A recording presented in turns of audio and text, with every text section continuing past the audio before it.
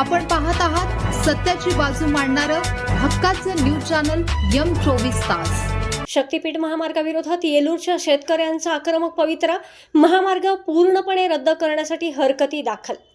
शासनाच्या वतीने प्रस्तावित असलेल्या शक्तीपीठ महामार्गाला आता ग्रामीण भागातून तीव्र विरोध होऊ लागला आहे।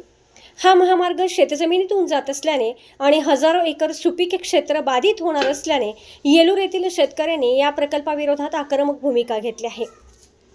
वाळवा तालुक्यातील येलूर येथील शेतकऱ्यांनी दिलेल्या माहितीनुसार या महामार्गामुळे गावातील इरिगेशन पाणीपुरवठा टप्पा क्रमांक 3 हा पूर्णपणे बाधित होत आहे। या एकाच टप्प्यामध्ये सुमारे 526 शेतकरी सभासद असून त्यांची तब्बल 1000 एकर सुपीक जमीन या प्रकल्पाच्या कचाट्यात सापडणार आहे।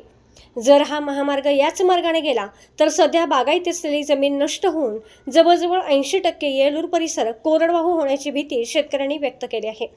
यामुळे केवळ बाधित शेतकरीच नव्हे तर गावातील इतर शेतकऱ्यांनाही याचा मोठा फटका बसणार आहे। हा महामार्ग आमच्या सुपीक जमिनीतून जात असल्याने आमचे मोठे नुकसान होणार आहे।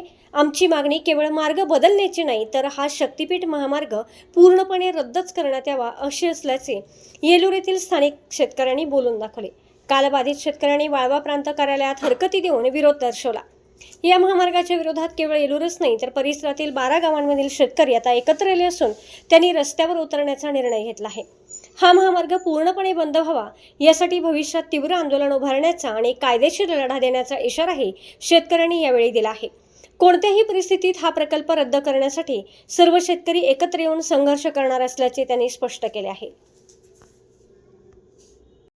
आम्ही येलूर गावचे सर्व शेतकरी आहे। येलूर गावामध्ये शक्तीपीठ महामार्ग हा आमच्या शेतातून जात आहे। त्यामध्ये इरिगेशन पाणीपुरवठा टप्पा क्रमांक 3 हाही त्याच्यामध्ये बाधित होत आहे। तर सर्वसाधारणपणे टप्पा क्रमांक 3 मध्ये 526 सभासद असून टोटल 1000 एकर क्षेत्र बाधित होत आहे। तर रोड हा तिथून झालाच तर जवळजवळ 80% येलूर हा कोरडवाहू शेती होणार आणि त्याचा त्रास आमच्या बरोबर बाकीच्या शेतकऱ्यांना सुद्धा होणार आहे। त्यामुळे आमच्या सर्व शेतकऱ्यांचा असं मत आहे की हा शक्तीपीठ महामार्ग पूर्णपणे रद्द व्हावा। त्याच्यासाठी आम्ही पूर्णपणे सहकार्य करायला तयार आहे की हा शक्तीपीठ महामार्ग पूर्णपणे बंद करावा। महामार्गामध्ये 12 गाव जी येतात ते 12 गावं सगळे आता आम्ही रस्त्यावर उतरलेलो आहे। हा शक्तीपीठ महामार्ग रद्द होण्यासाठी आणि महामार्ग हा पूर्णपणे रद्द होण्यासाठी पुढे भविष्यात काय करायला लागेल ते आम्ही सर्व प्रयत्न करू आणि शक्तीपीठ महामार्ग हा बंदच पाडू।